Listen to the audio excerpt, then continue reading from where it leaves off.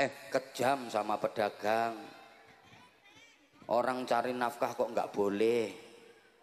Coba misalnya ada guru ngajar di kelas, terus di depannya ada orang yang seliwer, kira-kira gurunya bisa ngajar apa enggak? Ya enggak bisa, sama saya juga manusia. Jadi insya Allah jamaahnya juga merasa terganggu kalau pedagangnya terlalu seliwer terus. Nggih napa mboten? Nah, biar sama-sama baik, jadi kita saling mengerti lah. Jadi kalau waktu ada ceramah, terus pedagang seliwer di tengah jamaah, lah itu ya kurang bagus. Ya, siapapun yang ceramah pasti akan merasa terganggu. Nah, hari-hari ini nggak berani negur karena takut viral. Tuh, kan sekarang pedagang lagi naik daun gitu.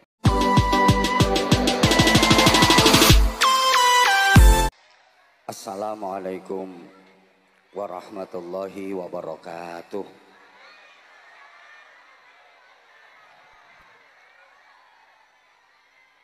Bismillahirrahmanirrahim.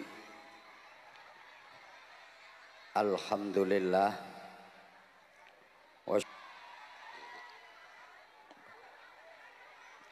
Subhanaka la ilma lana illa ma 'allamtana innaka antal alimul hakim.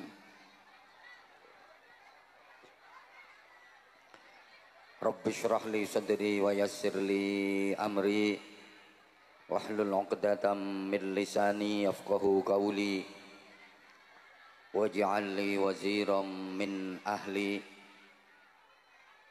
Amma ba'du. Ulama'ana al-ajilla wa masyayikhana al-a'izza, para alim ulama, bapak-bapak kiai, ibu-ibu nyai, para sesepuh takmir Masjid Purnama Sultan yang kita ta'zimi, sadatuz zu'ama, pejabat pemerintah dalam semua tingkatan bersama jajarannya, Bupati terpilih bersama Ibu, selamat dan sukses, mudah-mudahan senantiasa dibimbing, ditolong oleh Allah dalam mengemban amanah nanti. Semoga benar-benar bisa menjalankan amanah dengan sebaik-baiknya. Dan yang terpenting mudah-mudahan beliau mampu mempertanggungjawabkan amanah baik di hadapan rakyat maupun di hadapan Allah Subhanahu wa taala.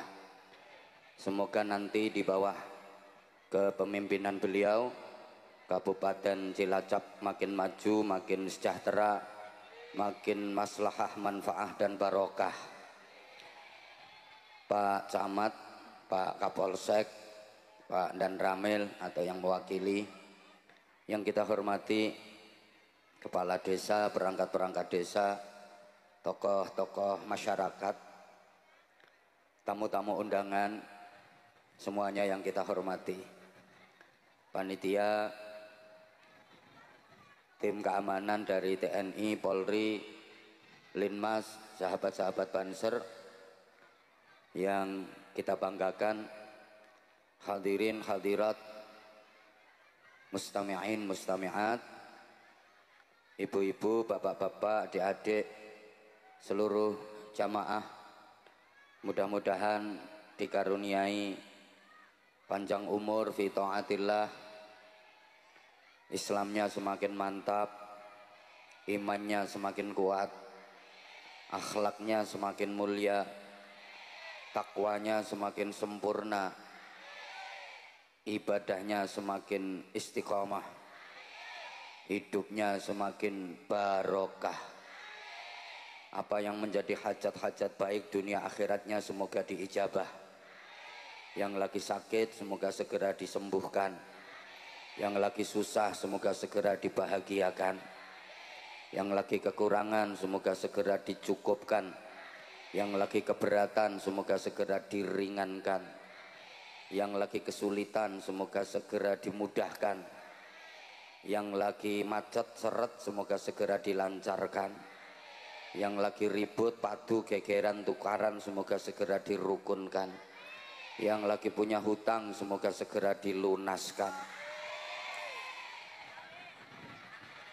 Mudah-mudahan semuanya diselamatkan, dimuliakan dan dibahagiakan dunia akhiratnya. Al-Fatihah. A'udzubillahi minasyaitonirrajim. Bismillahirrahmanirrahim. Alhamdulillahirabbil alamin arrahmanir rahim maliki yaumiddin. Iyyaka na'budu wa iyyaka nasta'in ihdinas siratal mustaqim. Siratal ladzina an'amta 'alaihim ghairil maghdubi 'alaihim waladdallin. Rabbi firli wa liwalidayya wa lil mu'minina amin ya rabbal alamin. Mewakili panitia mohon maaf, meja tadi ada tutupnya, ada taplaknya, tapi tersingkap angin karena belum ada minumannya.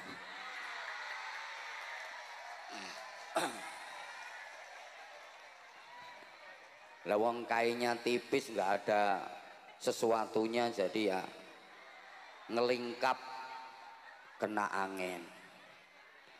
Mau tak tindihi salon kok ya ndak pantas gitu. Allahumma sholli ala Muhammad. Alhamdulillah para jamaah, hari ini kita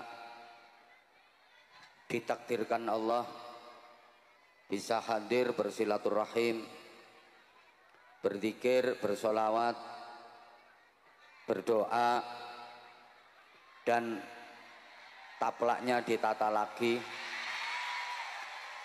Nah, itulah akibatnya kalau panitia pamer.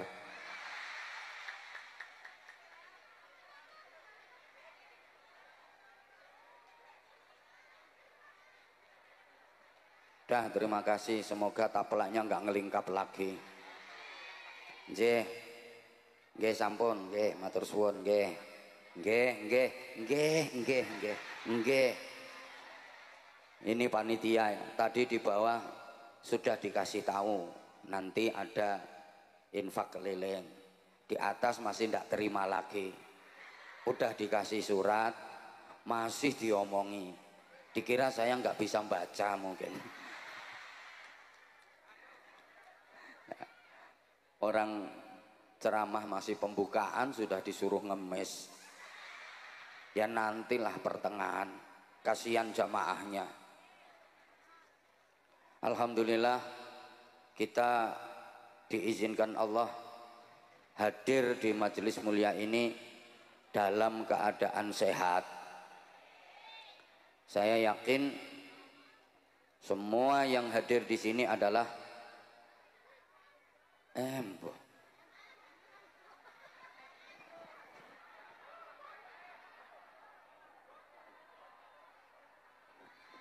masih ada lagi napa mboten? Tasik, monggo diunggahne sedaya riyen. Mangke kula nembe mulai ngaji ini. Infaknya, kotaknya nanti dulu, nggih. Kita ngaji dulu. Tolong panitia kotaknya jangan dikeluarkan dulu. Nakut-nakuti jamaah.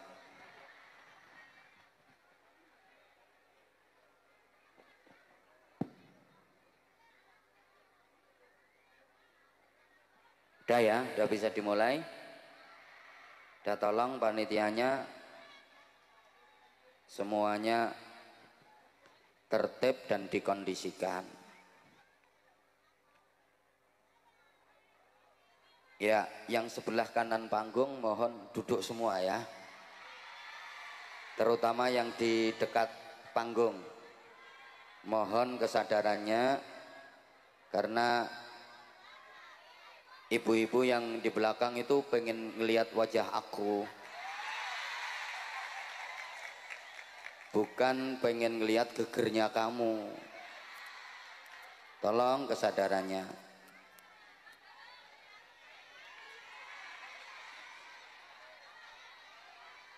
Kalau jamaahnya masih rame, belum terkondisikan, Saya mohon maaf ngajinya belum bisa dimulai.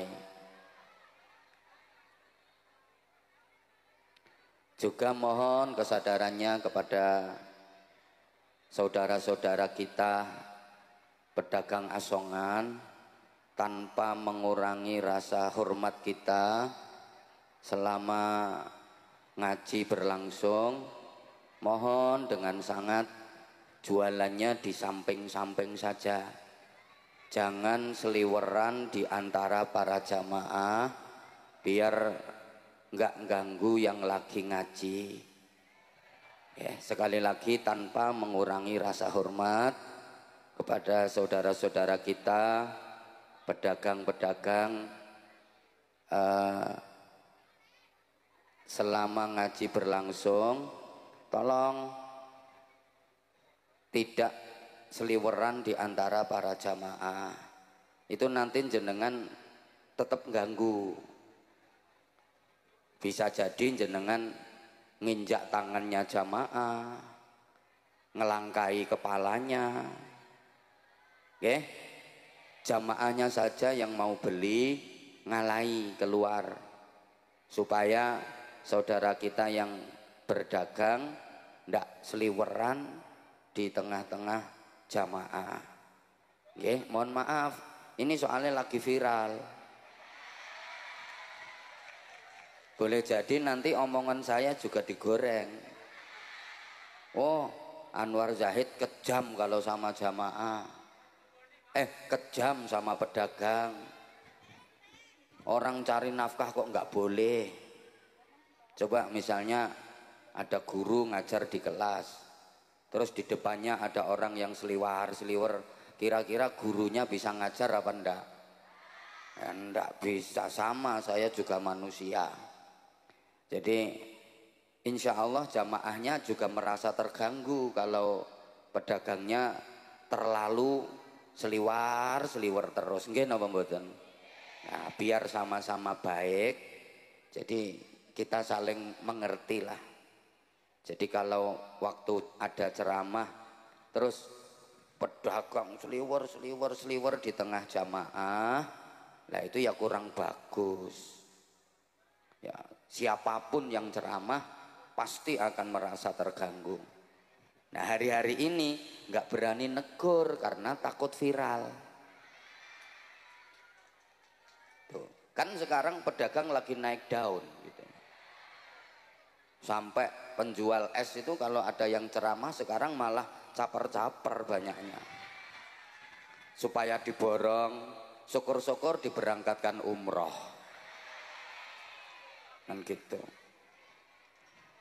Jadi harus sama-sama menyadari. Ngeten, kalau saya dari dulu udah seperti ini. Silahkan dicari video-video saya. Udah dari dulu udah seperti ini. Gaya ceramah saya mulai tahun berapa saya masih jemburis itu. Dan sampai sekarang pun tetap jemburis. Itu ya udah seperti ini gaya ceramahnya. Jadi mohon pengertiannya. Oke, kita mulai ngajinya. Nyun pangapunten. Alhamdulillah semua yang hadir di sini dikaruniai Allah nikmat berupa sehat. Yakin yang di sini orang-orang sehat. Buktinya bisa hadir di tempat ini dengan berjalan sendiri-sendiri. Nggak ada yang diimpus, nggak ada yang diangkut ambulan, nggak ada yang dipikul. Itu tandanya sehat. Alhamdulillah. Dan sehatnya disertai dengan afiat. Makanya diistilahkan dengan sehat wal afiat. Sehat wal afiat itu artinya sehat yang digunakan untuk menjalankan taat. Sehat yang dipakai melakukan ibadah. Sehat yang digunakan untuk menjalankan kebaikan. Itu sehat wal afiat. Sehat yang tidak digunakan untuk bermaksiat.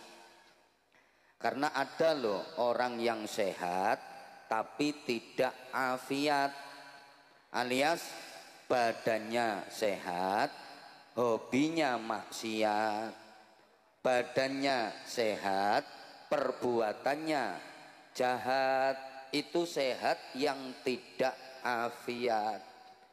Malah setahu saya pelaku-pelaku kejahatan, pelaku-pelaku maksiat itu ya orang-orang yang badannya sehat.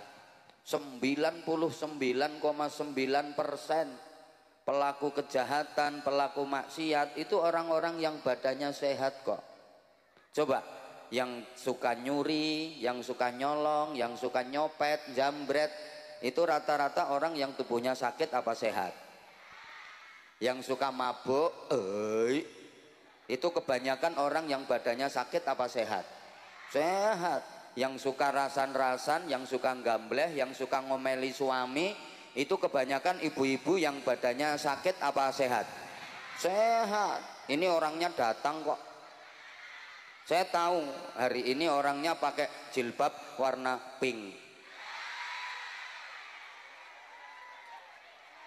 Badannya sehat tapi suka ngomeli suami, suka ngerasani tetangga, itu berarti sehat yang tidak afiat. Jilbabnya pink dan sekarang orangnya lagi kipas-kipas. Nah, kipasnya diselehke. Nah itu orangnya malah ganti keplok-keplok.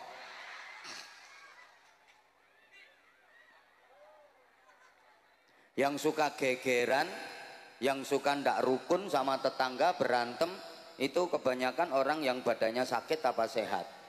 Sehat. Itu sehat yang tidak afiat. Nah alhamdulillah kita dikaruniai tubuh sehat dan kita tidak berbuat maksiat. Itu sehat wal afiat. Sehat mau mendekat kepada Allah, sehat mau melaksanakan sholat, sehat mau berangkat ngaji, mau bersolawat, mau berzikir, mau bersedekah. Ini luar biasa, tidak gampang orang sehat mau mendekat kepada Allah. Lah kalau orang sakit dia mendekat kepada Allah biasa, lumrah, wajar. Emang dia lagi sakit, mau berdoa, mau berzikir, mendekat kepada Allah, pantas. Dikasih sakit langsung Allah, ya Allah, astagfirullah, subhanallah, subhanallah. Padahal kalau lagi sehat, lambene ndremimil, ngunek-ngunekke wong. Wonten apa mboten? Iki wonge kudunge coklat.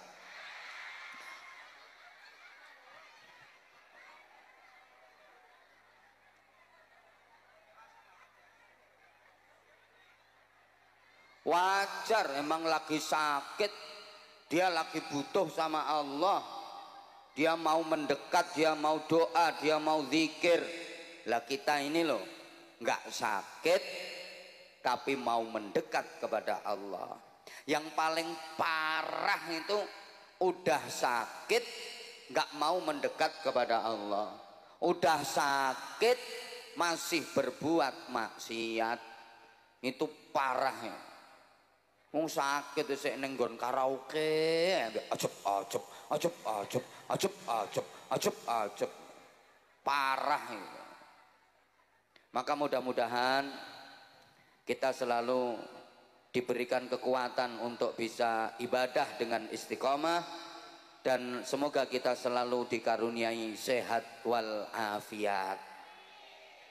Apapun nikmat yang diberikan Allah kepada kita, mari kita syukuri dengan benar, karena sesungguhnya nikmat yang kita dapat itu bukan hanya bentuk rahmat, bukan hanya bentuk kasih sayang Allah saja, tapi juga merupakan ujian bagi kita.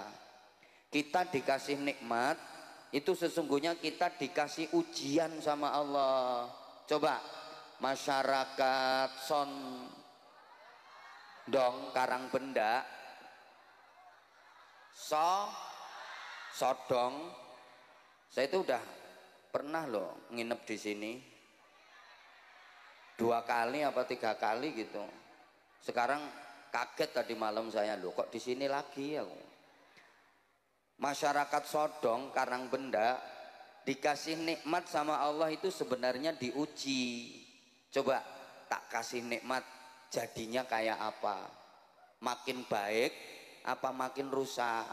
Kalau makin baik ditambahi nikmatnya sama Allah, terus ditambah. Tapi kalau malah rusak, di stop nikmatnya sama Allah. Kayak gini loh, ibu misalnya punya anak kecil, kemudian ibu bikinkan kue, begitu kuenya jadi dikasihkan ke anak, kok anaknya seneng, nampak syukur, terima kasih, matur suwun, cocok. Itu kalau kuenya habis pasti dibikinkan lagi sama ibu, pasti dikasih lagi. Nggih napa nggih?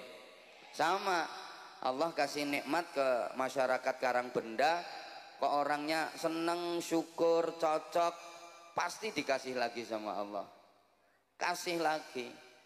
Tapi ibu bikinkan kue ke anak, begitu jadi dikasihkan ke anak, anaknya ngerasa nggak cocok, terus kuenya dibuang, nggak mungkin dikasih lagi. Ibu dikasih nikmat sama Allah, kok ngerasa nggak cocok, nggak puas, di stop sama Allah. Makanya kalau dapat nikmat, nggak usah dilihat jumlahnya, nggak usah dilihat nominalnya, udah terima kasih ya Allah, alhamdulillah, saya seneng ya Allah, ini cocok, mesti ditambah, asal bilang cocok. Ngoten Bu nggih? Udah, ibu ngapunten, ibu dapat suami yang sekarang ini cocok apa enggak Bu? Nah, sip. Kalau udah cocok ya udah, jangan diem Bu, diomong. Ya, cocok. Nyonge seneng nah ya. Cocok, mesti ditambah. Mesti ditambah. Tapi kalau ibu bilangnya, gak cocok, malah loro kabeh, sakit semua, stop gitu loh. Nggih? Nggih? Jadi nikmat itu bukan hanya kasih sayang Allah kepada kita saja, tapi juga bentuk ujian dari Allah. Makanya Nabi Sulaiman alaihi salam ketika diberikan kenikmatan, kebahagiaan, kemenangan, keberhasilan, kesuksesan, termasuk misalnya kok memenangi pilkada, itu beliau mengatakan, hadza mim fadli rabbi liyabluwani aashkuru am akfur. Nikmat-nikmat yang aku dapat ini adalah karunia dari Tuhanku Allah Subhanahu wa taala yang diberikan kepadaku sebagai ujian untuk menguji diriku. Apakah dengan nikmat-nikmat ini aku menjadi orang yang bersyukur atau malah kufur? Terpilih menjadi bupati itu juga ujian. Ujian. Semakin baik apa malah rusak?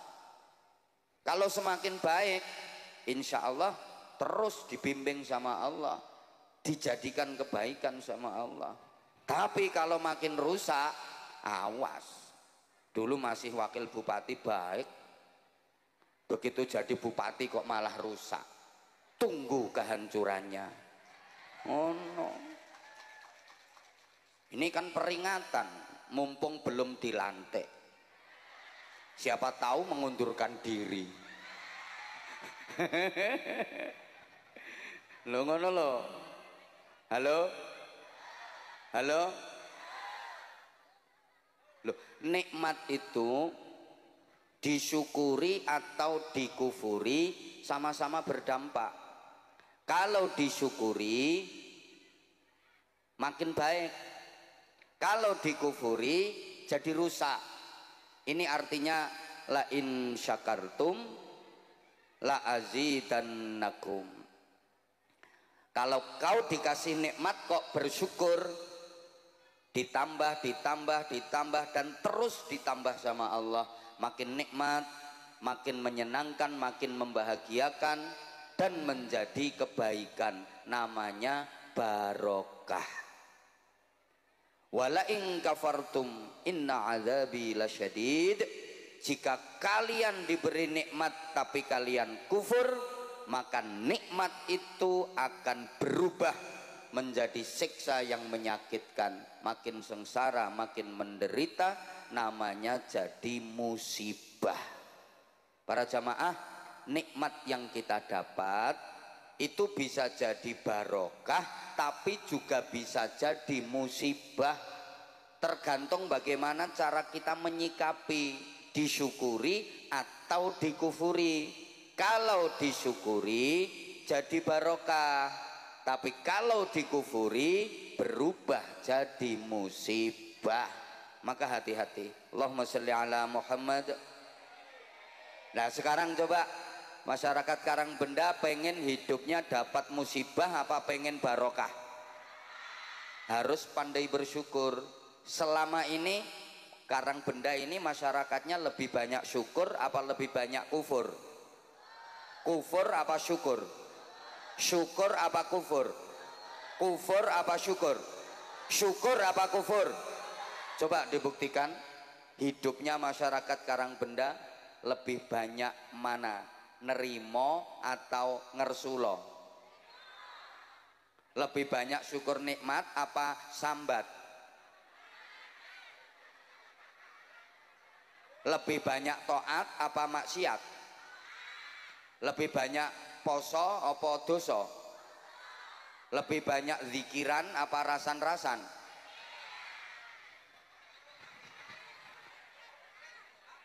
Coba duit sampean yang sekarang sampean punya itu menurut sampean sudah cukup apa masih kurang?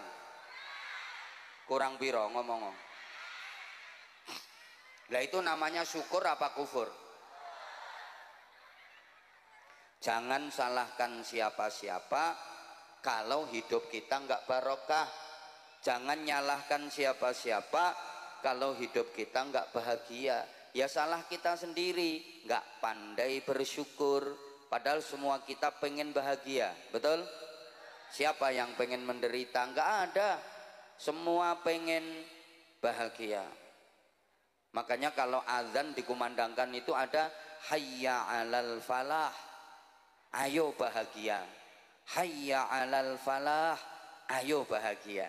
Ngapunten, di sini azannya masih pakai hayya 'alal falah apa diganti yang lain? Oh masih nggih? Masih. Siapa tahu semua mahal, harganya mahal terus azannya dirubah. Tetap pakai hayya 'alal falah. Itu artinya ajakan untuk bahagia.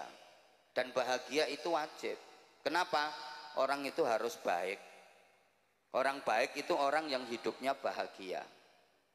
Khairun nasi anfa'uhum linnas. Sebaik-baik manusia itu yang hidupnya bermanfaat untuk sesama. Sebaik-baik manusia itu yang bisa memberi manfaat kepada sesama. Berarti bisa membahagiakan banyak orang. Memberi manfaat itu berarti membahagiakan. Orang yang baik itu orang yang bisa membahagiakan banyak orang. Orang baik itu orang yang bisa berbagi kebahagiaan. Dan yang bisa berbagi kebahagiaan hanya orang-orang yang hidupnya bahagia. Lah kalau hidupnya sendiri nggak bahagia, ya nggak mungkin bisa berbagi kebahagiaan kepada orang lain, betul? Ya. Yang bisa bagi-bagi duit ya hanya orang-orang yang punya duit. Lah kalau orang nggak punya duit kayak yang sekarang lagi ndoprok dan kipas-kipas itu, nah orangnya ketawa. Lah yang nggak mungkin bisa bagi-bagi duit, wong dia nggak punya duit, nggak mungkin bisa bagi-bagi Malah senengane jagakno entuk ndum-nduman.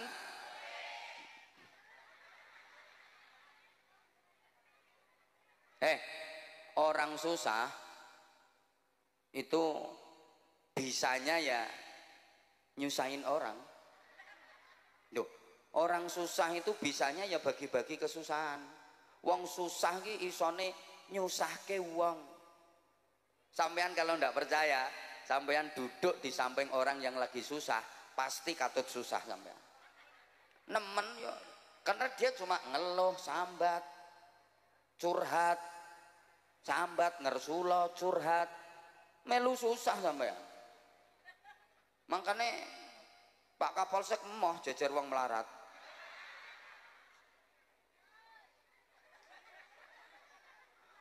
Orang susah itu hidupnya ya nyusahin orang. Padahal siapa yang nyusahin orang lain, alamat hidupnya bakal dibikin susah sama Allah. Maka jangan biasakan. Kok amin nih loh. Wong nang uripe nyusahno wong ae. Alamat arep digawe susah uripe karo Gusti Allah. Siapa yang suka menyusahkan orang lain, hidupnya akan dibikin susah sama Allah. Siapa yang suka menghina orang lain, hidupnya akan dibikin hina sama Allah. Siapa yang suka merendahkan orang lain, hidupnya akan dibikin rendah sama Allah. Nah sebaliknya, siapa yang suka menghormati orang lain, ya dia akan dibikin terhormat sama Allah. Siapa yang senang memuliakan orang lain, dia akan dimuliakan oleh Allah. Siapa yang suka membahagiakan orang lain, dia akan dibikin bahagia sama Allah. Makanya saya kalau ngaji, maaf sampean tak ajak guyon, ketawa, ketiwi, humor, biar sampean bahagia. Karena saya pengen dibahagiakan sama Allah. Saya harus membahagiakan banyak orang. Makanya kalau ngaji bareng saya kayak gini, yakin nggak lupa kalau nggak inget kalau kreditannya belum lunas. Itu kan masih banyak kreditan itu ketoro. Wajahnya wajah mengandung kreditan. Tapi kalau lagi kayak gini kan nggak inget. Lali, bupati terpilih pun lupa kalau hutangnya belum lunas. Loh dikira beliau nggak punya utang, modal kemarin utangan kabeh.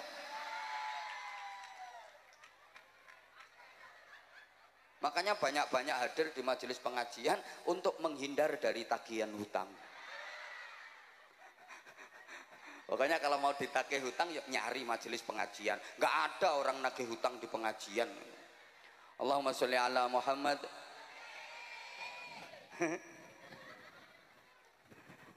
Nah Bapak Ibu, kalau pengen bahagia ya harus usaha, jangan berdiam diri.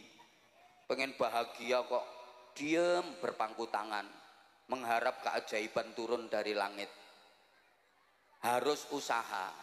Kenapa harus usaha?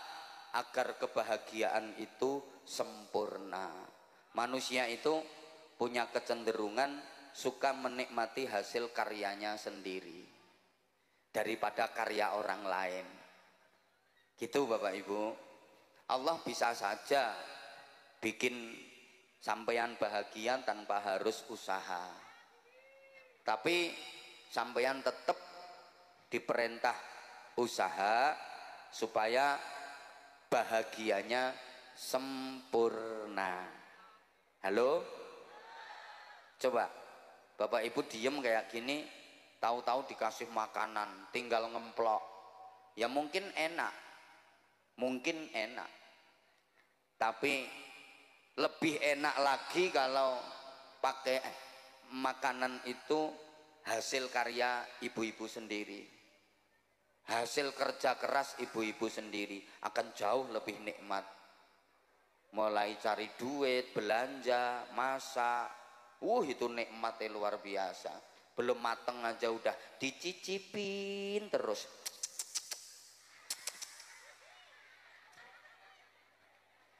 Betul? Betul? Iya. Saya misalnya datang ke sini nggak ngapa-ngapain, terus sama panitia dikasih duit gebokan, dikasih makanan, terus berkatan, mobil saya penuh, terus saya disuruh pulang. Ya kayak orang gila saya. Nggak nikmat. Nikmat itu saya harus pertentangan kerja dulu, ceramah dulu, baru nanti dapat sesuatu gitu. Coba maaf, ibu-ibu, bapak-bapak, pilih mana? Nggak ngapa-ngapain langsung punya anak, sama ngapa-ngapain dulu baru punya anak. Ayo pilih mana? Ayo pilih ngapa-ngapain dulu. Yang enak itu ngapain-ngapainnya. Loh, ya nggak ngapa-ngapain kok langsung punya anak, bingung sampean. Loh kok moro-moro duwe anak padahal nggak ngapa-ngapain, bingung. Ya lebih enak ngapa-ngapain dulu terus dibolan-baleni, diulang-ulang. Ya pertentangan perengkosan baru punya anak. Lo sampean misalnya di dunia ini nggak ngapa-ngapain langsung dimasukkan ke surga, dapat kenikmatan surga macam-macam, itu nggak sempurna kenikmatannya. Makanya sekarang sampean disuruh ngapa-ngapain, disuruh sholat, capek, Allahu Akbar, entul-entul jadi duli-gulik, entut-entut gobek-gobek, kewek-kewek, cerai kalau Allahu Akbar, entul-entul jadi duli-gulik, entut-entut gobek-gobek, kewek-kewek. Ya itu nanti biar di akhirat, kalau nanti sampean ke surga, itu kalau jadi loh ya. Ya, potongannya orang sido gitu. Itu merasakan kenikmatan benar-benar sempurna. Sekarang berpayah-payah dulu, bercapek-capek dulu. Di saat orang lagi tidur nyenyak, bangun, Allahu Akbar. Entul-entul jadi gulik-gulik, entut-entut gobek-gobek, kewek-kewek. Yang lain makan minum, sampean harus ngapa-ngapain, capek dulu puasa seminggu 7 hari, potong 2 harinya untuk puasa, hari Senin sama hari Kamis. Kalau nggak kuat boleh dibagi, bapak yang Senin, ibu yang Kamis. Jadi tiap hari Senin bapak nyenen, tiap hari Kamis ibu ngemis. Ya kayak gini, ibu-ibu kan bercapek-capek, berpanas-panas, ngaji, agar sesuatu yang didapat nanti nikmatnya sempurna. Ibu rela duduk berdesak-desakan, mampu kelek kecut, kayak nyonge yang tidak mandi. Ayo coba, gitu, supaya mendapatkan kenikmatan sempurna. Aku tadi kan udah ngomong jangan riwa-riwi, ya itu akibatnya orang yang riwa-riwi. Dilanjut gak ini? Oke, Bapak Ibu para jamaah, nikmat itu nggak harus enak, tapi nikmat itu membahagiakan meskipun sakit. Mbok gak direken aku. Nikmat itu nggak harus enak, tapi nikmat itu membahagiakan meskipun sakit. Terasa nikmat. Nikmat sama enak itu beda loh. Beda. Enak itu objektif, nikmat itu subjektif. Lah gak ngerti, ini gak ngerti. Dah kasih pertanyaan aja, tolong dijawab ya. Kalau jawabnya kenceng, semangat, insya Allah saya ngajinya lama. Karena jamaahnya semangat. Tapi kalau jawabnya males-malesan, ya sebentar aja, pindah, geser Purworejo. Nggak ngurus wong Karang Benda. Ayo, untuk membuktikan bahwa nikmat sama enak itu beda. Coba, makan di restoran mewah sama makan di tengah sawah lebih enak mana? Nah, jawabnya mesti tengah sawah, soalnya sampean enggak pernah ke restoran mewah. Uang ranti duit. Jawabannya kompak, enak tengah sawah. Pancene ra tau ning restoran mewah. Padahal itu jawaban yang salah. Jelas lebih enak makan di restoran mewah. Enaknya loh, lebih enak makan di restoran mewah. Menunya lebih lengkap, bumbunya lebih spesial, lebih higienis, komplit, harganya juga lebih mahal, enak. Tapi kalau bicara nikmat, boleh jadi lebih nikmat makan yang di tengah sawah. Ya betul, wong potonganmu ora tau ning restoran mewah. Ayo ngene iki nang diviralno pelecehan ngono. Melecehkan orang miskin ngono. Ngece, merendahkan. Lah terus wong ceramah dikon piye terusan? Terus saudara-saudara sekalian rahimakumullah. Allah Subhanahu wa taala berfirman dalam Al-Qur'an kon ngono terus. Ya potonganmu ora ngira teko no kene. Nggih napa mboten? Dong kita ngajinya sama masyarakat awam kok. Itu loh. Ya harus bijaksana kalau nanti ada bikin aturan. Tuh. Loh nanti yang diizinkan ceramah hanya yang pertentangan terus kuwi. Sing model Allahu Akbar ngono kuwi.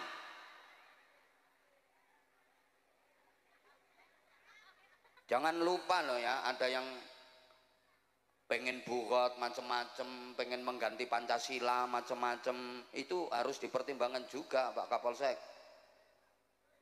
Jangan lupa. Bahkan kalau udah berurusan dengan politik, hati-hati. Zaman kok mau menengi kaya wong serius ono modelmu. Oh mirengaken ya wes. Loh, kalau bicara enak, jelas enak yang di restoran mewah. Tapi kalau bicara nikmat, boleh jadi lebih nikmat yang di tengah sawah. Makan di tengah sawah nggak mikir utang. Walaupun capek, kotor, campur lemah, tapi ditungguin bojo. Nikmat, nggak ada lauknya loh. Makannya cuma nasi sama sambal kecap, tok itu loh, plus sate. Ya sekali-kali toh. Wong entuk ndum-nduman daging korban no. Itu nikmatnya luar biasa loh. Gak mikir utang, cuma nasi sama sambel, entek-entekan. Turah sambele tambah nasi turah nasi tambah sambele, turah sambele tambah nasi sambel habis nasinya kok masih. Ya ciduke linet teko ngisor, campur uget-uget nikmate ndak karuan. Dikampleng wong lho ora krasa, ndak mikir utang. Lah yang di restoran mewah kalau utangnya oke, gayane tok dadi camat. Padahal utangnya akeh. Itu di restoran mewah kadang-kadang nggak nikmat. Baru dapat 2 sendok beliau telan, sendokan ketiga keselak karena Pak Camat denger dari belakang ada orang batuk. Suaranya persis wong sing diutangi. Keselak. Gitu loh. Oh ngenyek Camat, ayo nang diviralno Pak Camat. Halo, coba lagi pertanyaan. Ngapunten, tidur di spring bed sama tidur di pring kriet, enak mana? Nah, saiki iso jawab wis roh rumuse kok. Nek gak iso jawab ya on tenanan. Udah tahu rumusnya. Kalau bicara enak ya enak yang di spring bed, mentul-mentul, mendut-mendut. Tapi kalau bicara nikmat, boleh jadi lebih nikmat ya di pring kriet dari bambu itu. Mau tidur gegere kecepit galar, kecantol paku. Tapi mimpinya mimpi rekreasi, wisata di tempat-tempat yang indah. Lah nikmat. Lah yang tidurnya di spring bed mentul-mentul, mendut-mendut, mimpinya mimpi kelelep, tenggelam, kecelakaan, mimpi jatuh, loro, apa diberki gendruwo, loro, gitu loh. Halo. Jadi nikmat itu kadang-kadang sakit. Maaf dijawab lagi. dicubit, dicewet, dicubit, sakit apa sakit? Sakit. Tapi kalau yang nyubit orang yang dicintai, ya sakit, tapi terasa nikmat. Sakitnya sakit, tapi rasanya nikmat. Contoh, kamu dicubit sama aku,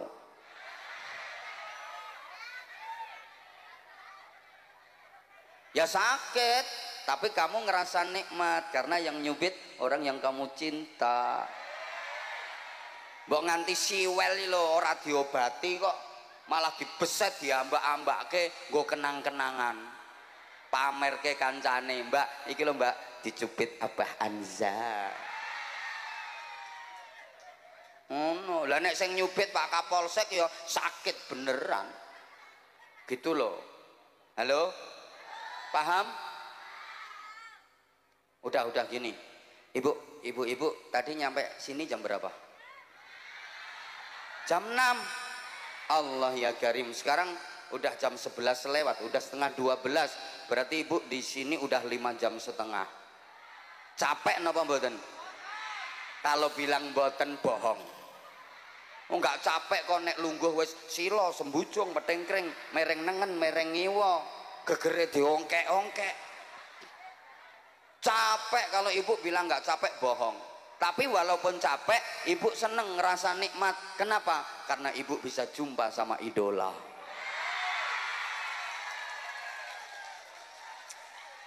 Makasih.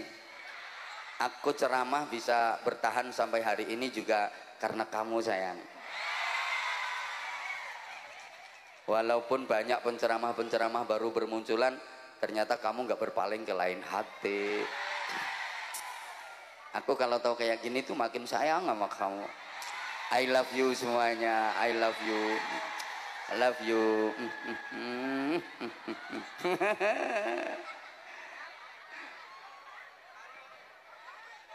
Loh, tanpa jenengan saya bukan siapa-siapa. Betul, makanya makasih semuanya. Nah iyalah, jujur sih.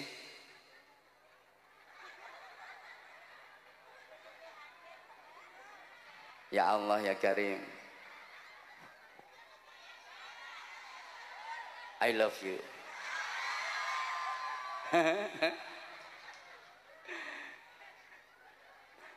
Gitu loh. Udah tak kasih contoh lagi, kalau nikmat itu nggak harus enak. Nikmat itu kadang-kadang sakit, tapi terasa nikmat. Ibu maaf, hamil, bahasa Inggrisnya the meteng, itu capek apa capek Bu? Ya capek, ya payah, ya sakit. Baru hamil muda aja udah muntah-muntah nggak keluar apa-apanya loh, kering itu.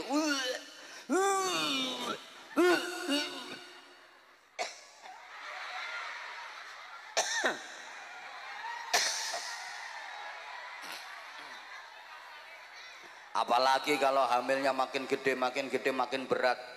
Capek itu. Capek, tapi ibu ngerasa nikmat kalau yang dikandung adalah anak dari suami yang dicintai. Betul Bu? Betul. Orang tengah malam lagi tidur, bayi yang dikandung itu nendang-nendang perut, deyel nyunjek sakit, tapi ibu ngerasa nikmat. Buktinya kadang suami lagi tidur aja dibangunin, bayi ini nendang-nendang deyel ya bangun tangi ya gitu loh. Proyek harapannya sampeyan ya, polae ya. Nikmat. Gitu loh. Lah kita semua pengen bahagia dunia hingga ke surga. Lah nanti diantara jalannya ya lewat masjid. Maksud saya begitu. Waduh. Makanya iya masih lama ya. Makanya kita diajari doa yang itu diabadikan dalam Al-Quran. Orang sering bilang sebagai doa sapu jagat. Rabbana atina fid dunya hasanah wa fil akhirati hasanah wa qina adzabannar. Ya Allah ya Tuhanku, berikanlah kepadaku kebaikan di dunia. Ya Allah ya Tuhanku, berikanlah kepadaku kebaikan di akhirat, dan selamatkanlah aku dari siksa neraka. Atau bisa diartikan, ya Allah ya Tuhanku, berikanlah kepadaku kebaikan di dunia, yang dengan kebaikan itu aku bisa mendapatkan kebaikan di akhirat, yang dengan kebaikan itu aku terselamatkan dari siksa neraka. Ini pelajaran Bapak Ibu para jamaah. Kalau kita teliti asbabun nuzulnya ayat ini, sebab-sebab turunnya ayat ini, kalau Bapak Ibu mau memperhatikan, tapi nek potong kamu rangiro ngopo kok nyinauni asbabun nuzul barang wis ora bakal ngaji ora cetha. Wis pokoknya tak kasih tahu, tak aturi matenge ngoten mawon nggih. Makanya enak kayak sampeyan ngaji terima jadi, terima mateng, tinggal nerima mengamalkan. Nah ini yang ceramah yang nyampaikan nih, oh nyarinya lama loh Bu. Di pesantren itu belasan tahun ngaji tirakat riyadhah susah. Jadi sampeyan ki padha karo mburuhke kula. Lah kula sing petentengan leh goleki. Sampeyan mengkari ngrungokke wis mateng lho penake ngono. Ngono.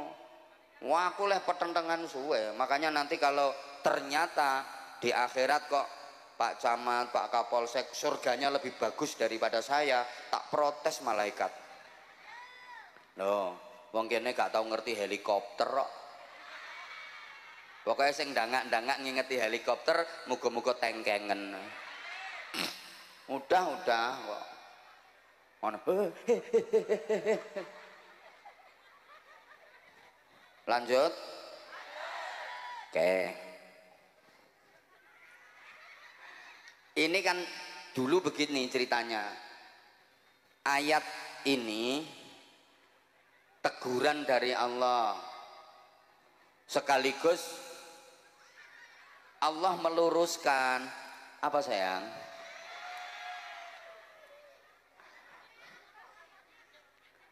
Ini yang sebelah sini tuh Masya Allah. Kelihatan kalau udah lama memendam rindu sama aku. Omahmu ndi engko tak ampiri tak ceritani dhewe. Gini ya. Dulu banyak orang yang kalau pergi haji dan umroh, di sana itu kalau berdoa yang diminta hanya urusan dunia saja. Dan sampai sekarang orang pergi haji, orang pergi umroh itu kebanyakan kalau di sana, di Mekah, di Madinah, berdoanya minta urusan akhirat apa urusan dunia. Kebanyakan urusan dunia, akhiratnya sedikit. Maka jangan kaget kalau ada orang yang mau nyalon jadi entah apa gitu, terus berangkat umroh dulu, berdoa di sana. Jadi umrohnya itu karena pengen jadi bupati.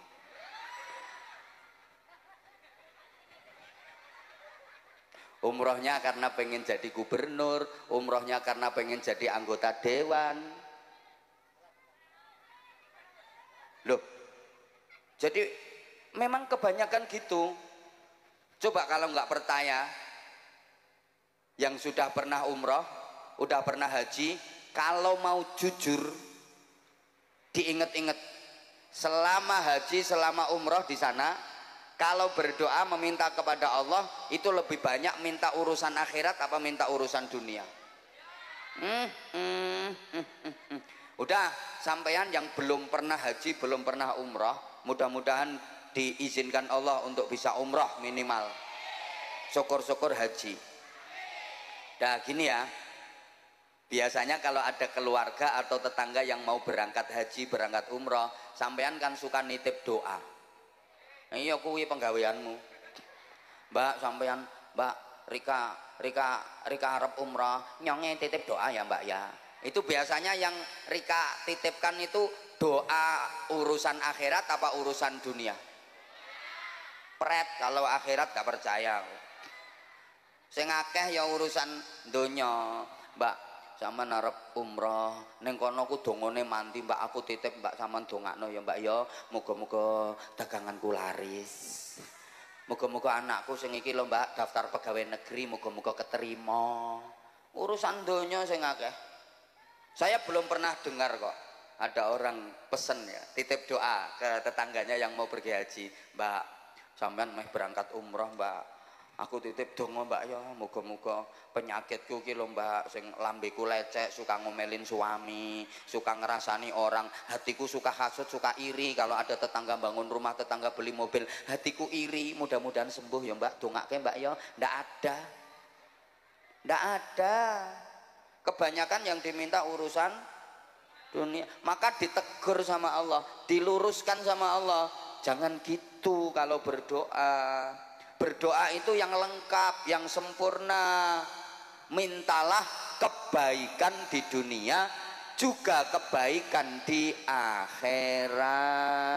Maka sampean kalau berdoa jangan minta apa yang sampean inginkan, tapi mintalah kebaikan. Karena kalau sampean minta yang sampean inginkan, boleh jadi dikasih sama Allah, tapi nggak jadi kebaikan. Beda dengan ketika sampean berdoa minta kebaikan, dikasih apapun jadinya kebaikan. Faham? Sampean pengen mobil, ya Allah aku minta mobil ya Allah, aku pengen mobil ya Allah biar tidak terhina ya Allah. Masa tetanggaku udah bisa beli mobil aku belum sih? Aku minta mobil ya Allah, dikasih sama Allah. Tapi ternyata itu mobil nggak jadi kebaikan. Dulu waktu belum punya mobil, rajin datang ke pengajian. Begitu udah punya mobil, ada pengajian nggak pernah datang, sukanya healing, jalan-jalan. Itu kan berarti mobilnya nggak jadi kebaikan. Dulu sebelum punya mobil, rajin sholat jamaah ke masjid. Begitu punya mobil nggak pernah sholat jamaah ke masjid. Itu kalau yang diminta, yang diinginkan. Maka Allah ngasih sampean itu kebaikan, sehingga sampean nggak dikasih mobil, sampean berdoa minta jadi orang kaya, tapi sama Allah sampean nggak dijadikan kaya. Buktinya miskinnya sampean awet mulai dulu sampai sekarang. Kenapa? Ya karena menurut Allah yang terbaik buat sampean itu ya miskin. Soalnya nanti kalau sampean kaya mesti sombong sampean. Wong sampean belum kaya aja udah suka pamer. Wong gelange telu nek kipasan ora rampung-rampung, kerimping, kerimping, kerimping. Apalagi nanti kalau kaya, mesti malah dicentit, ditanya mau kemana Bu? Melengos, nggak level. Gitu. Daripada nanti sampeyan kaya tapi jadinya keburukan, mencelakakan, maka sampeyan disayang sama Allah, dibikin miskin. Gini loh Bu, banyak orang yang tampilannya di dunia ini menderita, tapi sesungguhnya dia akan dibahagiakan sama Allah. Banyak orang yang tampilannya di dunia ini bahagia, tapi sesungguhnya dia akan dibikin menderita sama Allah. Gak percaya? Woi, di dunia ini tampilannya sepertinya bahagia, dia punya jabatan, mobilnya mewah, duitnya banyak,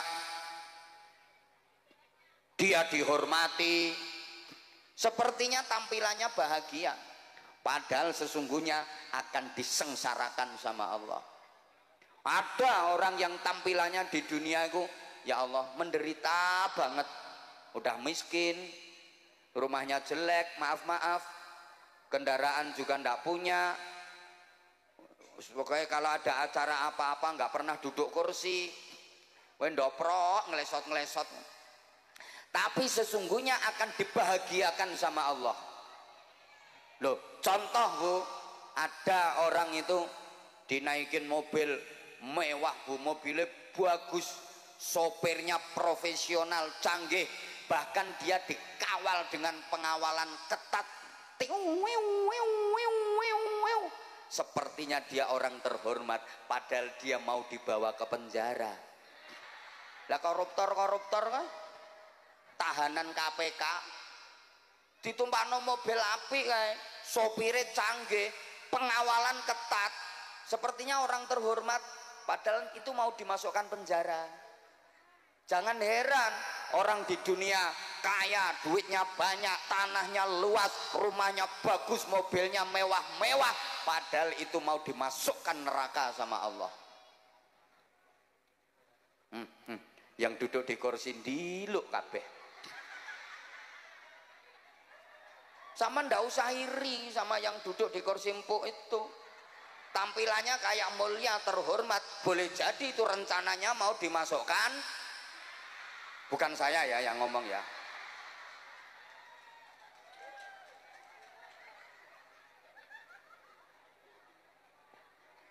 Loh, ada loh orang dinaikkan becak. Kayak becaknya udah tua, karaten, kriet, hujan deres ditutupi plastik loh. Padahal dia mau diajak ke restoran, makan enak. Yang dinaikkan mobil mau dimasukkan penjara, yang dinaikkan becak mau ke restoran. Itu loh Bu. Halo?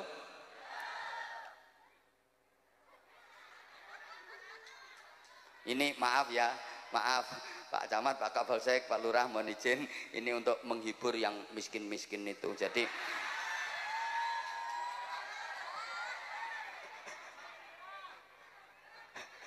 loh, saya itu kalau ngaji di mana-mana saya selalu membela orang miskin. Coba dengerin toh ceramah-ceramah saya. Paling yang tak kritiki ya pejabat-pejabat yang nggak bener. Kalau nggak mau dikritik ya jangan jadi pejabat. Tapi saya ngeritiknya pakai aturan saya. Aturan, nggak langsung camat kafir, nggak gitu. Paling ya tak kritik kayak tadi lah. Kalau nggak hati-hati ya neraka. Itu. Loh sama kayak penceramah ini dipikir langsung surga. Segini banyak ini yang paling susah masuk surga, yang paling banyak ngomongnya. Sopo ya? Loh, karena banyak ngomongnya mesti banyak salahnya. Kalau banyak salahnya neraka.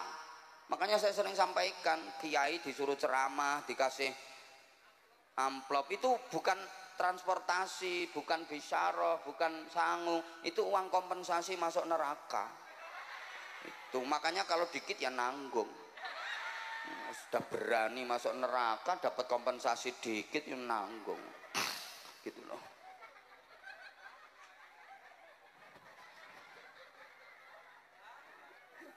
Ya Allah.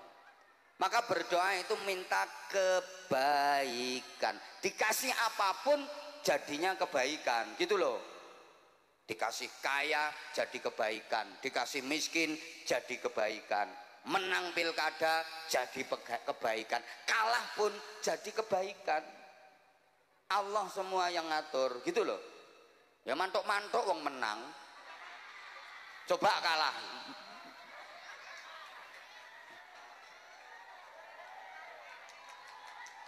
Nggak bisa nerima kalau kalah, paling yo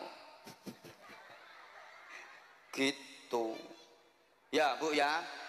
Nah terus berdoa itu yang menghimpun, kayak doa sapu jagat tadi loh. Ya Allah berikan kepadaku kebaikan di dunia. Apa itu? Apapun urusan dunia aku minta kebaikan, semuanya jadi kebaikan, gitu loh. Nggak usah terlalu detail dirinci. Ya Allah minta rumah, minta mobil, minta tanah, minta duit. Allah kok didikte. Ya Allah berikan pula kepadaku di akhirat kebaikan. Apa? Apapun yang menyangkut urusan akhirat semua aku minta kebaikan. Katut kabeh, ndak usah rinci-rinci Mas. Ono wong donga kok pengen bojo ya. Ono bocah nom-nom pemuda itu pengen istri. Ya Allah aku minta istri ya Allah, yang perempuan ya, yang cantik, yang kulitnya kuning langsat, tinggi badannya 165 ya Allah, ukuran BH-nya nomor 58.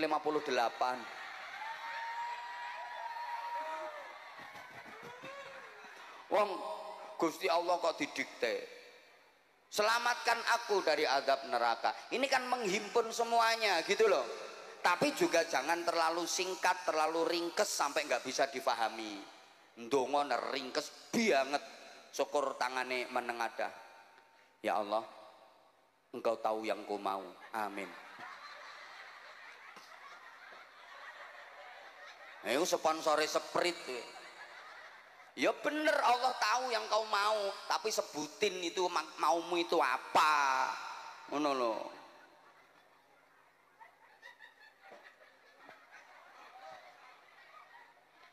Paham? Tapi juga jangan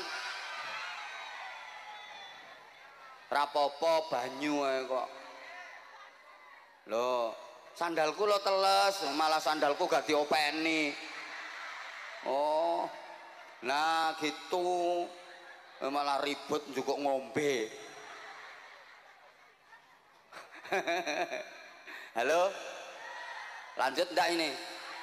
Le, ada orang doa itu nganyelke. Ya, Allah diatur.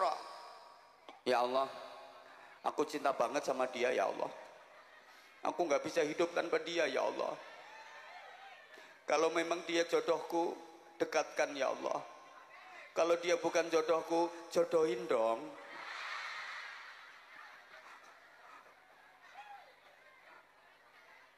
Ya Allah,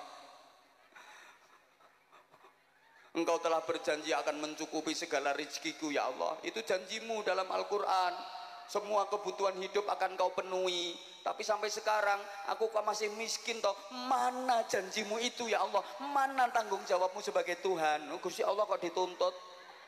Tapok lambemu.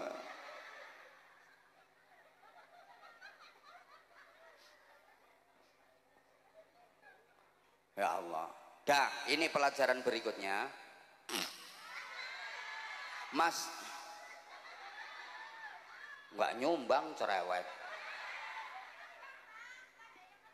Iya ya, swadaya masyarakat iya. Jangan bilang swadaya masyarakat ada yang tersinggung, soalnya camat gak nyumbang, kapolsek gak nyumbang. Ini swadaya masyarakat Pak Camat. Pak Lurah yang nyumbang bohora kok. Kan swadaya masyarakat. Banter eleng ngomong. Kasihan itu, malu jadinya. Udah nggak nyumbang, duduknya di atas, dapat kotaan. Tuh loh, ini garaya swadaya masyarakat. Iya swadaya masyarakat, tapi nggak usah diomongin. Itu kasihan pejabat yang nggak nyumbang itu loh, kasihan.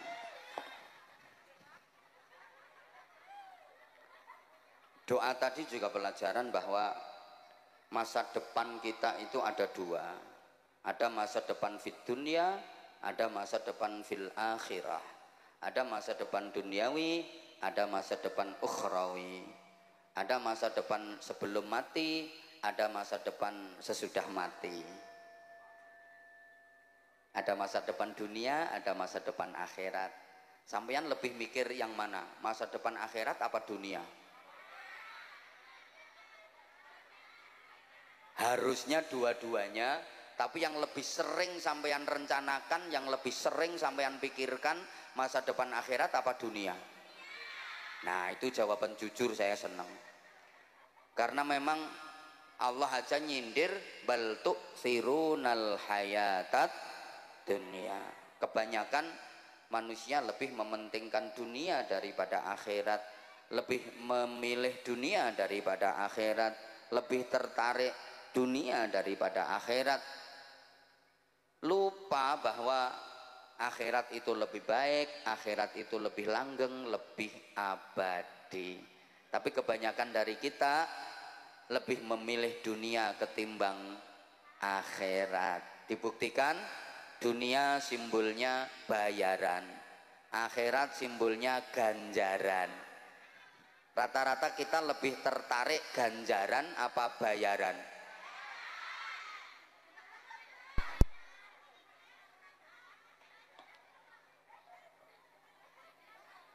Akhirat simbolnya pahala, dunia simbolnya harta.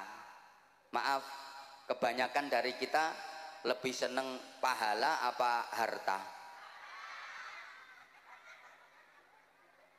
Coba ngapunten, misalnya ya, di Karangbenda ini semua masyarakatnya dapat undangan, 2 undangan, dan yang boleh didatangi hanya salah satu saja, nggak boleh datang kedua-duanya.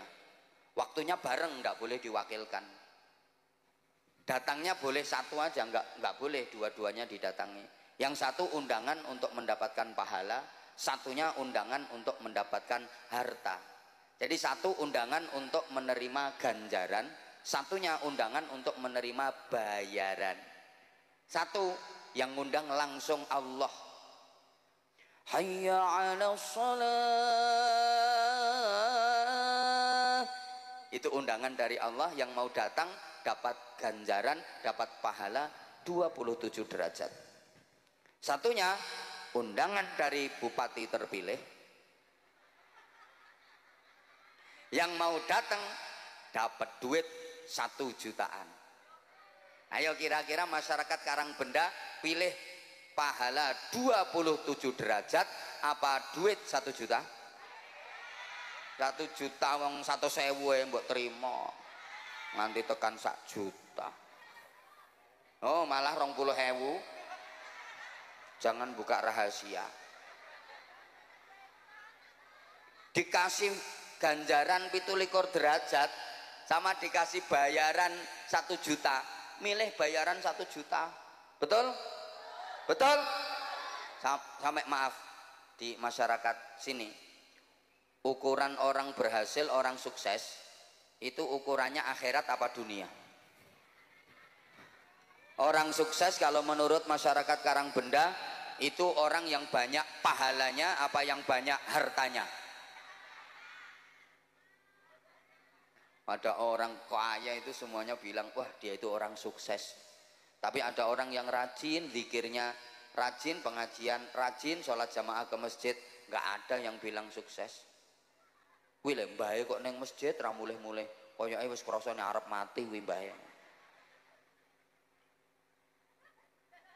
Ibu, lebih seneng mana bu? Punya anak yang pinter cari pahala sama punya anak yang pinter cari harta? Lebih seneng dikasih yang mana? Anak ngasih ganjaran sama anak ngasih bayaran? Pilih ganjaran apa pilih bayaran?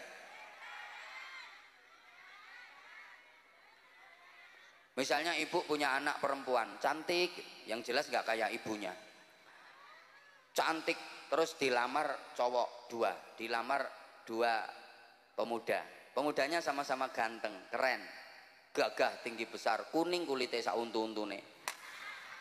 Yang satu pinter cari pahala, yang satu pinter cari harta. Yang satu soleh ahli ibadah, sholatnya khusyuk, hafal Quran, tapi nggak punya duit, melarat. Yang satu nggak bisa ngaji, tapi dia kerja di perusahaan bonafit, gajinya tinggi, sugih. Kira-kira yang sampean pilih jadi menantu yang melarat apa yang sugih? Ya. Bu, bu, jujur, kalau nggak jujur tak tinggal.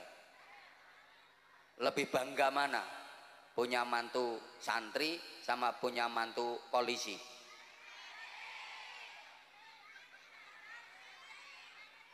Lebih bangga punya mantu santri apa pegawai negeri? Lamis. Lebih bangga punya mantu jadi ustadz apa jadi pejabat?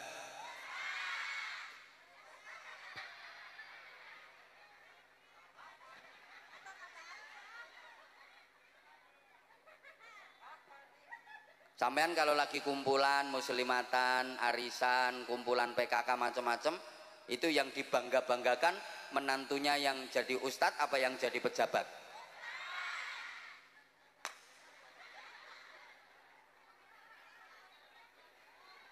Menantuku tuh sekarang jadi camat, udah pindah 3 kali kecamatan, sebentar lagi rencananya mau jadi sekda.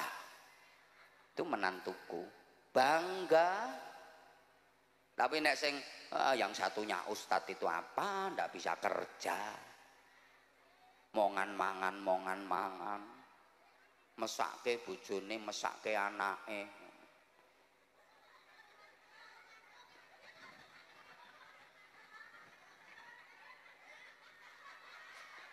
Loh, saya itu kalau udah santri ustadz direndahkan itu tersinggung aku. Sampai ada orang mau ngambil menantu santri itu, ya nggak jadi gara-gara diprovokasi sama tetangganya. Oh, anak pondok kok dipek mantu, gak iso kerja, gak duwe penghasilan. Ya Allah. Nah, jangan bilang anak pesantren nggak punya penghasilan loh ya. Ini yang ngomong di hadapan sampean ini anak pesantren loh ya. Kalau soal penghasilan, ayo orang sekian yang hadir di sini berapa penghasilannya? Termasuk bupati terpilih.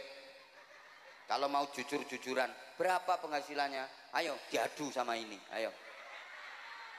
Anak pesantren ini, terima camat kapolsek lo gajinya berapa?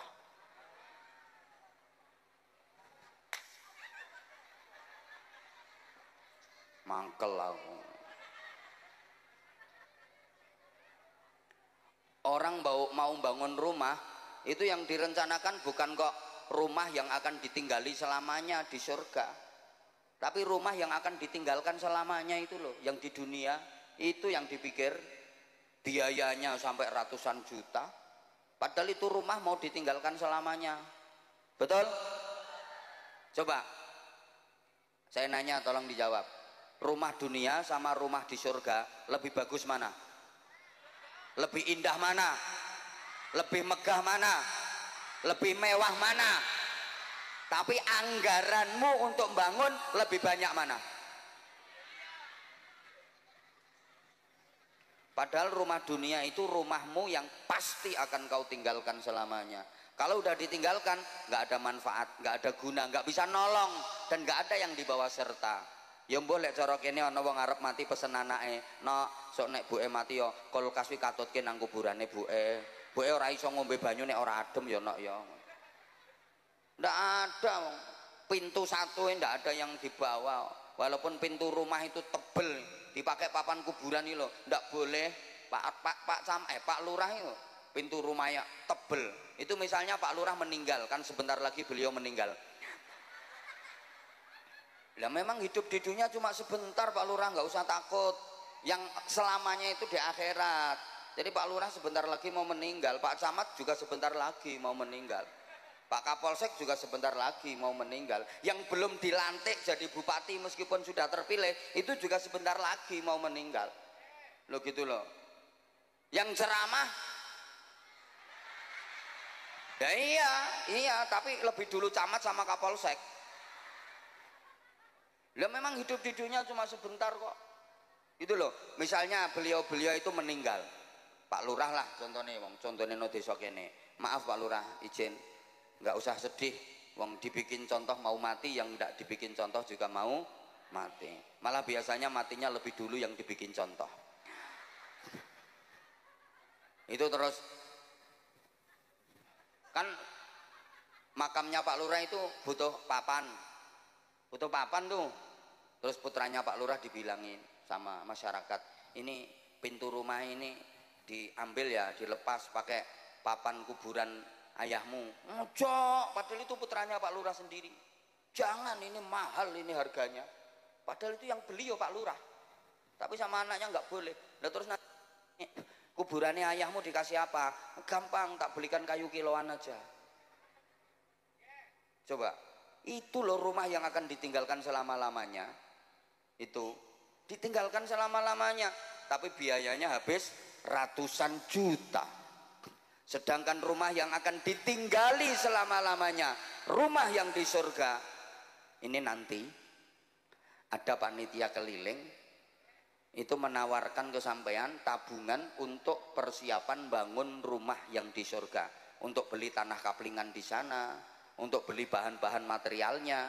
Nah nanti rencana sampean mau ngasih berapa?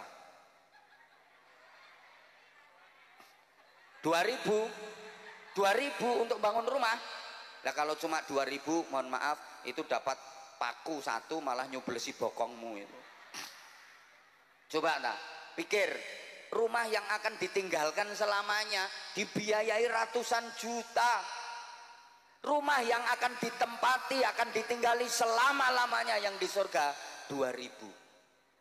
Sampean waras, sampean sehat, Loh, kalau sehat nggak gitu pola berpikirnya.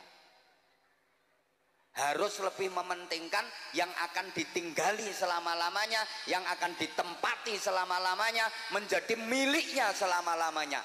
Itu harus lebih dipentingkan. Nah, yang akan ditinggalkan selamanya ya sekedar aja biasa-biasa aja, wong mau ditinggal selamanya kok. Ngapain? Mikir kita Sebagus-bagusnya rumahmu yang di dunia ini, seindah-indahnya rumahmu yang di dunia ini, itu akan ditinggalkan selama-lamanya. Udah nggak ada guna, nggak ada manfaat, nggak bisa menolong, nggak bisa membantu, selesai ceritane. Gak ketepaan malah gue rebutan anak-anakmu tukaran gara-gara rumah tinggalanmu. Betul? Ngapain? Mahal-mahal. Lah yang mau ditempati selama-lamanya loh, kok ndak dipikir. Bapak-bapak juga gitu, Jumatan itu ada kotak amal di masjid. Itu untuk nyelengi itu tabungan persiapan bangun rumah yang di akhirat. 5.000, 2.000. Ngono njaluk swarga. Udah, ini udah siap? Masya Allah, kok abot ini? Udah siap? Berapa? Coba diangkat semua gini, duitnya diangkat semua.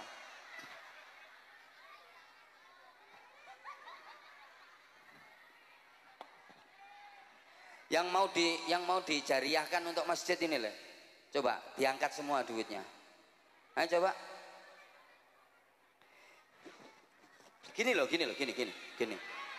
Ayo coba, ayo coba gini.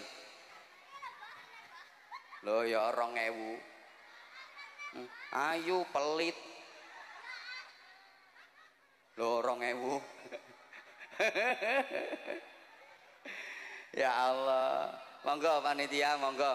Ini beri kesempatan kepada jamaah untuk persiapan membangun rumahnya yang di surga, yang akan ditempati selama-lamanya.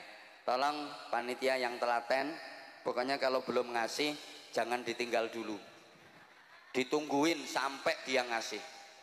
Tuh, ayo monggo sholawat 1-2 lagu sambil kita istirahat. Allahumma sholli ala Muhammad. Matur suwun untuk grup sholawat, matur suwun juga teman-teman panitia yang membantu para jamaah untuk berpikir tentang kebahagiaan akhirat. Alhamdulillah. Selanjutnya para jamaah, mari kita renungkan walal akhiratu khairul laka minal ula. Ibu, ayo ngaji lagi bu. Kudung ping. Wes 5.000 wes dicemplung nih ya wes. Kok lenger kelangan 5.000. Leh mikir sampai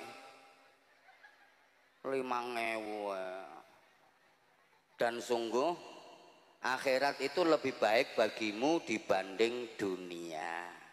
Ini ada keselarasannya dengan waktu subuh ketika azan itu ada as-sholatu khairum minan naum. Sholat itu lebih baik daripada tidur. Akhirat itu lebih baik daripada dunia. Sholat simbol akhirat, tidur simbol dunia. Jadi ini keselarasannya. As-sholatu khairum minan naum. Sholat itu lebih baik daripada tidur. Tapi ada enggak masyarakat Sodong, Karangbenda yang prinsipnya dibalik?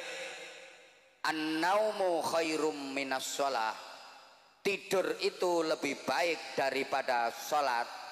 Coba saya tanya, kalau lagi ada seruan waktu subuh, as-sholatu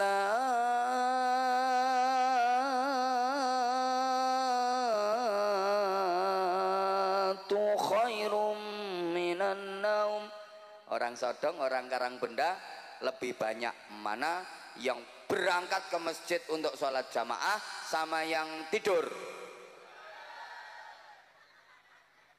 Berarti lebih penting sholat apa tidur?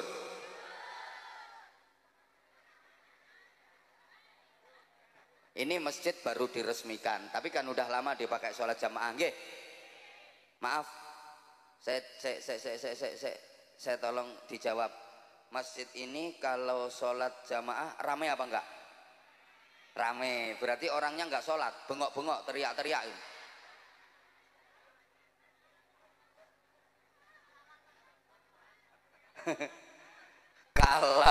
Kalau waktu subuh kira-kira ada berapa saf, ada berapa baris jamaahnya? Pak Kades nggak berani jawab karena beliau nggak pernah ke masjid ini kalau subuh. Ke masjid dekat rumahnya sana ya Pak Kades kalau Jumatan ya. Halo, halo, itulah kita. Jadi kita itu lebih memilih dunia ketimbang akhirat. Bapak Ibu maaf, salah satu fungsi utama masjid itu untuk sholat berjamaah. Setiap hari kita diabsen sama Allah minimal 5 kali. Datang dong diabsen sama Allah. Pegawai-pegawai itu loh, pegawai-pegawai kalau mau kerja itu sekarang ada absennya. Berarti rungokne ya. Oh dirungokaken ya. Dirungokaken. Mriki niku ngapak nggih. Oh nyonge gak kepikiran nek kawang ngapak. Padahal orang ngapak ora kepenak. Wis kadung. Wis kadung. Ya Allah. Kita itu setiap hari diabsen sama Allah. Datang dong. Bahkan kalau karang benda absennya bukan cuma sehari 5 kali, harusnya udah 7 kali. Karena sholat 5 waktu itu bagi Islam pemula, Islam anyaran itu sholatnya 5 waktu. Kalau Islam kawaan kayak karang benda ini sholatnya harus sudah 7 waktu. Zuhur, asar, maghrib, isya, tahajud, subuh, duha. Karang benda sholatnya udah 7 waktu nggih? Ngapusi. Orang kalau sholatnya udah 7 waktu tuh wajahnya mencorong, nggak kayak wajahmu mencureng.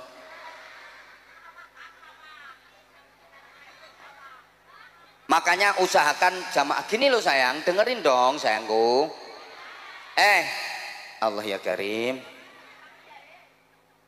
Katanya pengen dikasih rahmat, katanya pengen dikasih pahala, katanya pengen dikasih ridho, katanya pengen dapat barokah. Lah dipanggil sama yang mau ngasih kok nggak dateng, berarti nggak sehat dong. Misalnya sampean mau dikasih sembako sama Pak Camat, tapi sampean dipanggil sama Pak Camat untuk dapat sembako itu, untuk nerima sembako itu, sampean nggak dateng, orang nggak waras itu namanya.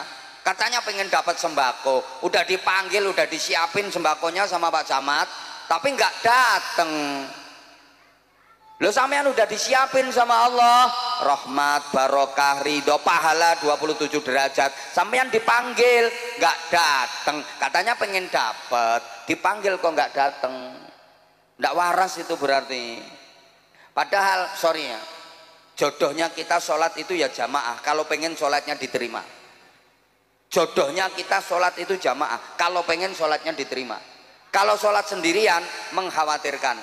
Maaf, silahkan mau tersinggung, silahkan mau marah. Saya berani katakan semua yang hadir di sini, kalau sholat 99,9% ngelamun. Betul? Termasuk yang ceramah. Iya.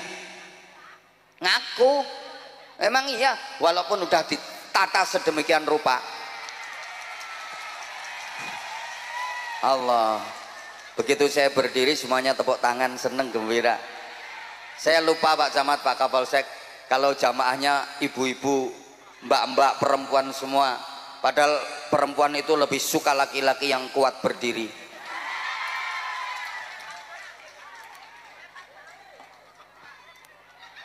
Walaupun udah usolli fardul usolli fardul Allahu akbar Tapi nanti begitu baca iftitah, baca Fatihah, pikiran melayang kemana-mana, betul? Iya karena butuh, iya karena stain. Kapan ini dilantiknya jadi bupati? Allahu Akbar. Modalnya itu miliaran loh ini. Sampai Allah liman hamidah, lunas enggak ini utangku? Allahu Akbar. Ini nanti pegawaiku bener-bener dukung aku apa ndak? Jangan-jangan nanti aku punya program gini nggak didukung. Allahu Akbar. Jangan-jangan nanti ada camat yang pengkhianat. Allahu Akbar. Wih mumet nih. Mau digeser, dimutasi itu kok yang nggak enak. Dia udah senior. Sekarang camatnya ada di sebelah saya. Allahu Akbar. Itu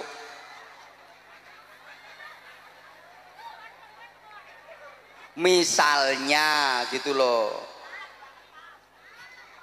Halo, halo. Nggak nanti digeser ke Insya Allah kita doakan Pak Camat habis ini naik pangkat ya. Kalau nggak keduluan meninggal dunia lah kan yang nggak tahu toh itu loh, termasuk Pak Kapolseknya ya. Insya Allah dah lah. Sholat kalau model kayak gitu kira-kira diterima ndak sama Allah? Innallaha thayyibun la yaqbalu illa thayyiban. Allah itu maha baik, Allah nggak mau menerima kecuali yang baik-baik. Allah itu selektif banget. Allah itu maha kaya, maha pinter, maha segalanya. Wong sampeyan yang nggak begitu pinter aja pilih-pilih kok, betul? Lah kalau milih itu milih yang bagus apa milih yang jelek? Beli baju pilih yang, beli buah pilih yang, beli menantu sampean. Nyari menantu pilih yang kurang semangat. Sampeyan itu kan nggak begitu pinter, nggak begitu kaya. Loh, ya sama kayak saya. Itu aja pilih-pilih kok. Makan aja pilih-pilih kok. Gitu? Beli apa-apa pilih-pilih, cuma pilihannya nggak begitu banyak. Tapi kan tetap pilih-pilih, tetap milih yang bagus. Beli jilbab milih yang kurang kenceng, beli baju milih yang, beli buah milih yang itu, nyari pemimpin milih yang, nyari bupati milih yang. Nah bupatimu niki saya napa saya? Saya napa saya? Awon apa saya? Saya apa awon? Saya apa saya? Monggo silakan diberangkatkan ke kuburan. Diberangkatkan ke kuburan karena sudah sama-sama kita saksikan bahwa beliau orang saya.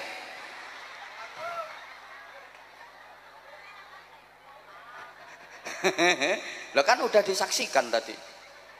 Halo, halo.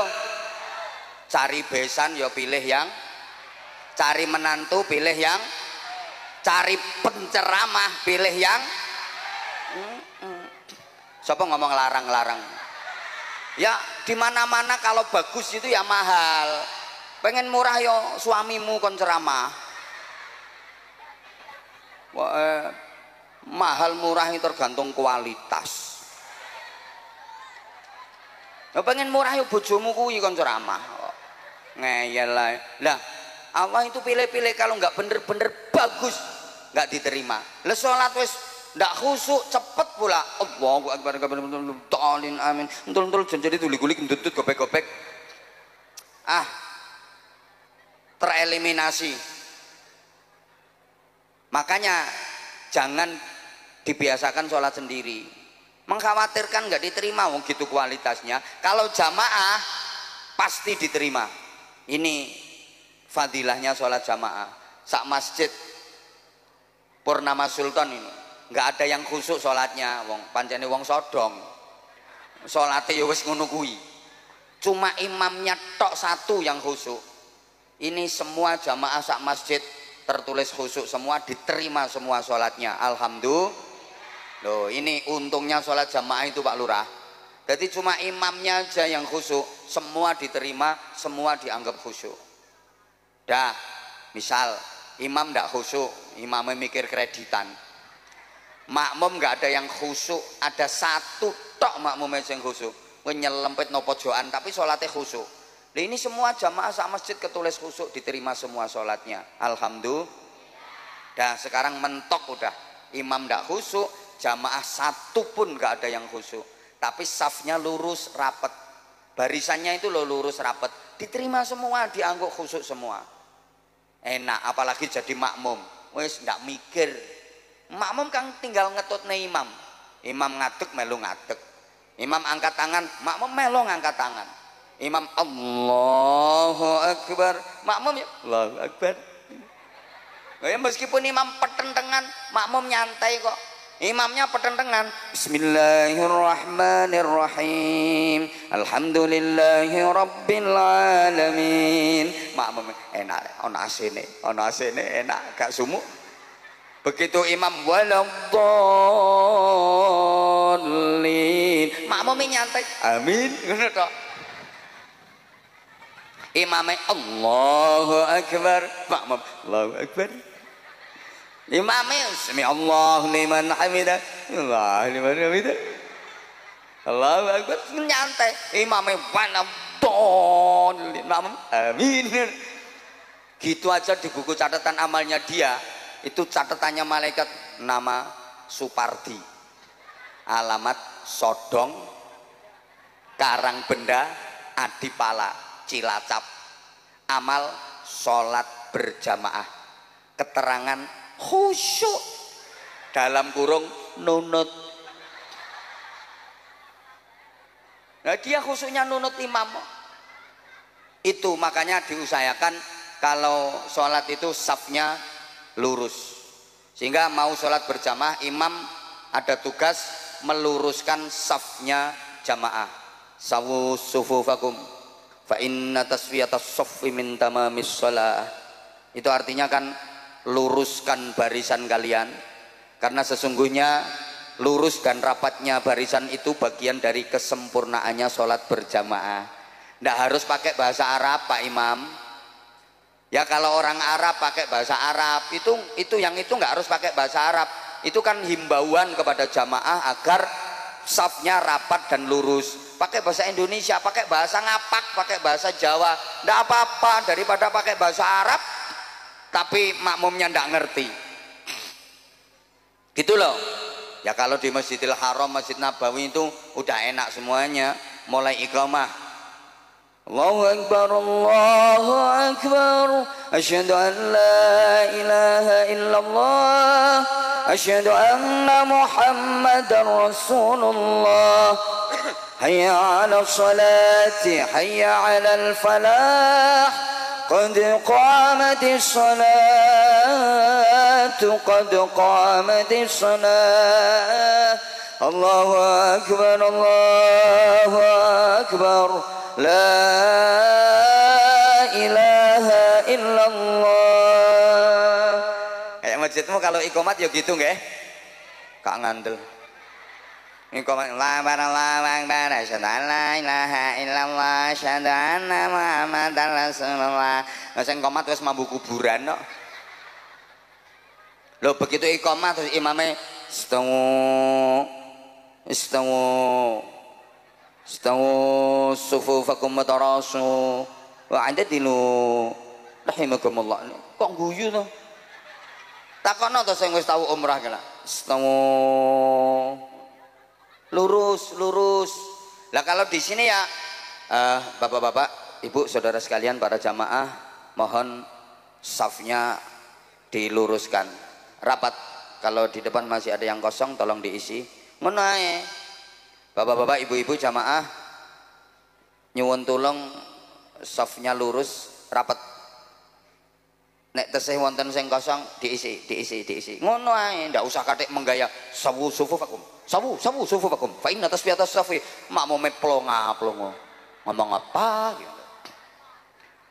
Makanya ada cerita itu, ada Mbah Yai sepuh mau berangkat ngimami ke masjid. Memang dia udah agak sepuh. Ketemu sama cewek. Ini cewek naik motor, dia habis dari salon kecantikan. Turun karena ada Mbah Yai lewat. Ditanya sama Mbah Yainya, "Seko ngendi nok?" "Kula saking salon kecantikan, Mbah Yai." "Nyopo ning salon kecantikan kuwi?"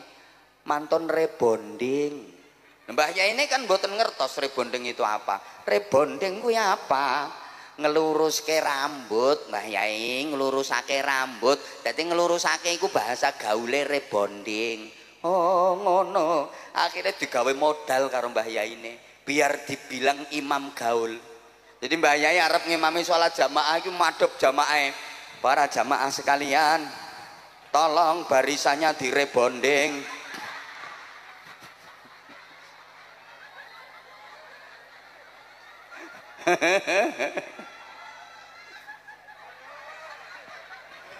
Lah ukurannya lurus itu tumit ya, tumit ungkak sini. Karena orang itu kakinya kan nggak sama panjangnya.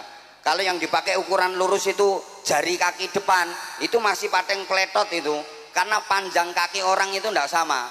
Tapi kalau tumit yang dijadikan ukuran lurus mesti nanti sama gitu. Terus rapet itu pundak nempel pundak, bau nempel bau. Itu yang bener rapet.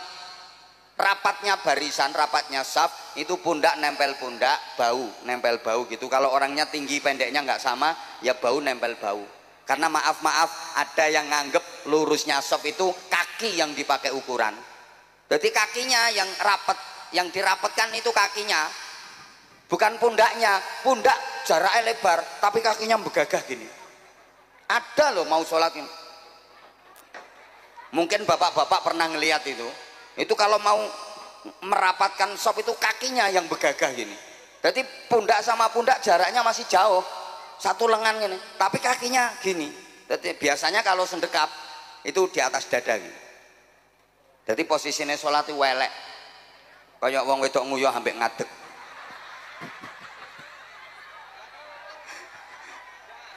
Padahal orang sholat itu disuruh sikap yang gagah. Ya sufu nafis sholah kasufu fihim fil qital, membentuk barisan saf dalam sholat seperti barisan tentara di medan perang. Gagah ngono, kayak barisannya tentara di medan perang, biar kelihatan Islam itu kuat, Islam itu gagah. Makanya barisannya tegak lurus, jauh gerak. Tapi ya ndak usah disiap nondan, engko mentang-mentang kapolsek ngimami jauh gerak, rapat gerak, melayu kabeh dan jamaah ya. Tapi harus tegas. Makanya yang jadi imam yang bagus, paling banyak hafalan Qur'annya, paling alim ilmu agamanya, paling bagus akhlaknya, baru usianya. Lah kalau udah sepuh banget mundur bagian doa, terus melungker awake ngimam ya. Allahu Akbar, Bismillahirrahmanirrahim, Alhamdulillahi Rabbil Alamin. Rukuk secara kenceng Allahu Akbar. Ganti mbah itu ganti yang muda, jenengan bagian doa regenerasi. Begitu jenengan dipundhut sing kuwasa, mangke ada penerus perjuangannya jenengan gitu aturane. Pemimpin yang ngono regenerasi gantian.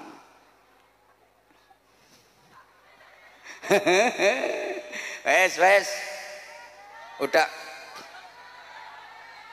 piye maksudnya ngaji kok gak entuk wes ini udah jam 1, hampir jam 1 ini udah.